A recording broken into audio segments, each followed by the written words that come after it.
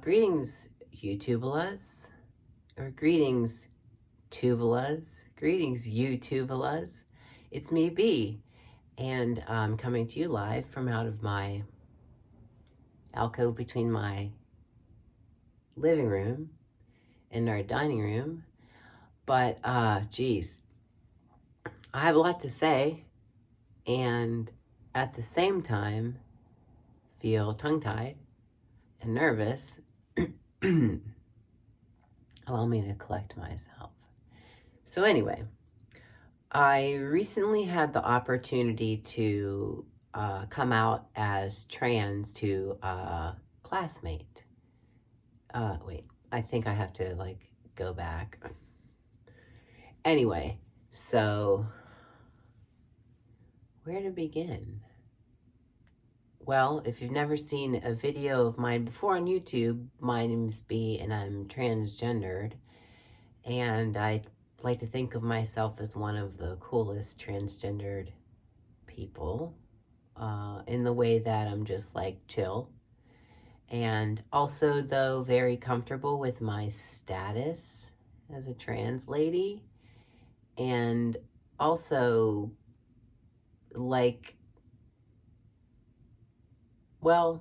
I just feel like I have just as much of a place in the world as anybody else.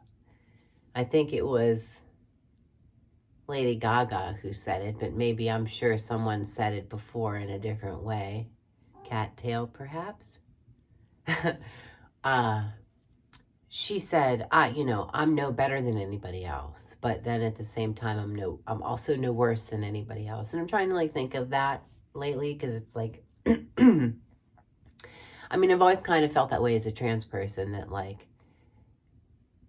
what gives anybody else a right to exist that I don't deserve? I guess it's natural. That goes back to natural law or whatever, the right to self-determination or whatever that is, whether or not you believe in God, a God-given right, natural law, it's not given by man.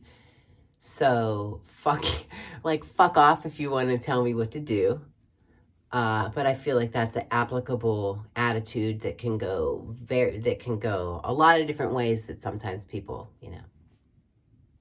they say, hey, fuck off, you can't tell me what to do, but then at the same time they try to tell people what to do, and that's lame. So that's why I think I'm a cool transgendered person, because I'm not I'm not militant, and I'm also not hateful. I don't think towards anybody. Well, that's probably a lie, but it's not necessary that I elaborate right now, I don't think.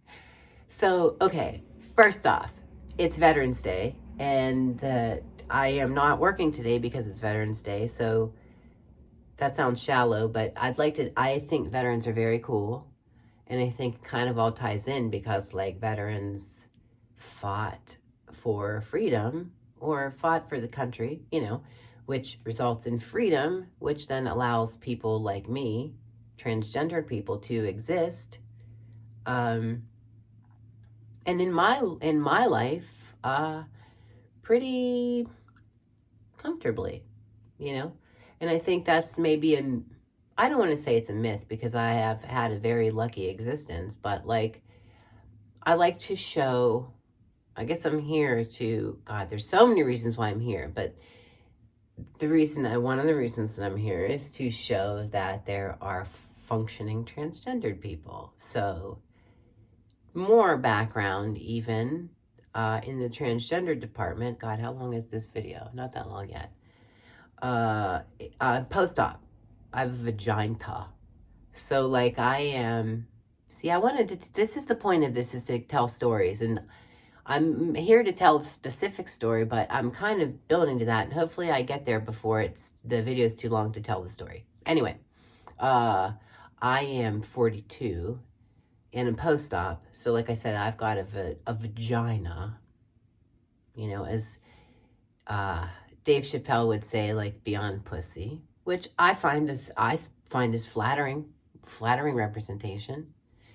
And also, I find, as an aside, that, I don't think Dave Chappelle seems that transphobic, so I feel like it's a big bluster. Probably good for his publicity. I watched the I watched the special. I thought it was funny. So anyway, I forget what's the point. Oh, I have a vagina and I'm 42. I had surgery when I was 29, which is pretty lucky for me, right before I turned 30. And like personal moment, my dad died when I was in my mid 20s. So when he died, it was like I wouldn't say a turning point or anything like that, but I always wanted to be trans, but I didn't have the money. So when my dad died, I was able to, like, I got a little bit of money, like from a life insurance policy and also from like an inheritance that I was able to finance my vagina. But anyway, again, that's not the point of why I'm here. But I'm mostly functioning transgendered lady. But I wanted to talk a lot about ballet, really, because it's like my obsession. Firstly, I'm wearing a leotard that I made. You can't really see much. If I could, maybe I can, well, it'd just be my tits. Anyway, let's see if we can make this happen without everything going kaput. I made like a bumblebee leotard, which, you know, bumblebee. So anyway, that's one of the fun things about dance. I mean, I guess really what I want to do is kind of draw a connection between transgenderism and ballet obsession, maybe, because it's like I'm on Instagram as at Be the Woman. Be the Woman. I used to be the tranny on there, but I thought that I made the politically correct decision to change my name to Be the Woman because, you know, tranny is a taboo word anymore. And also, I wanted people to, what do they call that? Like share your stuff? Like I wanted people to share my posts, like when I made a story post or whatever. I wanted someone to share it, or I wanted people that I thought were cool to like it. And I thought maybe most of the people in the ballet world or the arts world are, how can you say? They wouldn't be a fan of the word tranny, I guess. So I wouldn't say I caved or anything, but like, what's the right word? I evolved. And so I changed it to Be the Woman. So anyway, I'm on Instagram as Be the Woman. And it's like most of the content that I'm into on there is ballet. And because of that, like I've been able to like develop a network of friends or acquaintances in the adult ballet world from, oh my God, the video is 8 minutes long. I've been able to develop a circle of friends or like a circle of acquaintances in the adult ballet world and have come across actually a lot of transgender women in this process. And it seems that we all kind of have this obsession with becoming ballerinas and maybe not becoming ballerinas, but feeling like ballerinas or seeing ourselves as ballerinas, if that means like a photo shoot or a performance, and see like that's oh my God, I never even told the coming out story. Okay, so anyway, we transgender women, we want to look like beautiful ballerinas. I think that maybe it's because like a ballerina is like such a idealized version of womanhood, and maybe for our simplified trans brains, it's like it's very basic. Like you think of beautiful women, and I bet ballerina would be in the top 5 if you asked children, for instance, like what are the top 5 most beautiful types of women. I'm not sure how you would pose that question to a kid, but it's like, so what would they be? Princess? Ballerina? Astronaut? No, I'm kidding. Like, see, now here, a woman is perfectly capable of becoming an astronaut. Obviously, it's happened. But it's like, I don't know, like, there's like just a whole thing where it's like, I can't explain it. I won't go into it now, but gosh, someday. But anyway, I want to be a ballerina. Well, I guess I just said that out loud, and maybe I just said what I really feel, but like, I want to be a ballerina in a way. So I've taking my adult ballet classes in Point Shoes exclusively. So, yeah, whoa, okay, the video is getting long. So, things that I kind of think I want to talk about in the future is tell a story about, well, my journey to dance maybe could be quick. Maybe I could tell it. Tell a story about my journey to dance, my journey to trans life, kind of like how it ties in, and maybe try to share a little bit of my journey toward trying to, like, really, I want to dance like a professional. Like, I want to dance like a professional in class, and I think that that is really my only goal. Like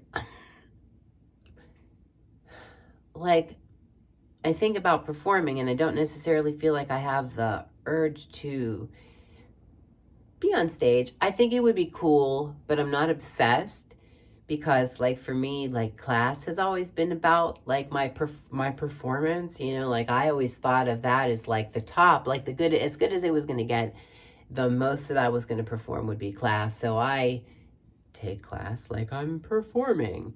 So and to me, like the height of, well, not the height, but like to me the minimum expectation for a female ballerina, or female, I don't want to say ballerina, that's a word I think that's carefully used. So a female ballet dancer, the minimum expectation is to dance on point. So as a ballet obsessed adult, I want to dance on point as proficiently as a professional in class. So if I have the balls, or if I have the capability, I'm so thirsty, I will try to share progress videos. But at this right now, I don't know how. It's not that I don't know how. I don't know how to do that without seeming obnoxious.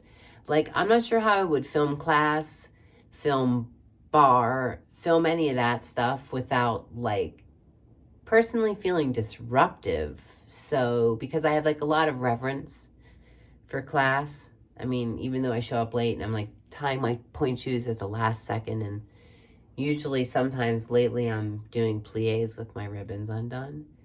But I have a lot of reverence for class. So to film class would be weird. To ask anybody to film me would never happen. I don't have the space here to do it. And I am a pussy. So it's like I'm nervous about showing myself and people thinking it looks like shit, or that I'm fooling myself, or that I'm an idiot, you know. Have all these preconceived notions. So anyway, in a future video, I will, I mean, if any of you guys are interested, you know, smash that like button. But if any of you guys are interested, I will share my story about my journey from boyhood to womanhood, and basically how it involves dance, and how dance has always been a source of joy for me throughout my life. And yeah, I think that's pretty much it. I hope this was enjoyable. I am sure it was meandering. And I will see you guys soon.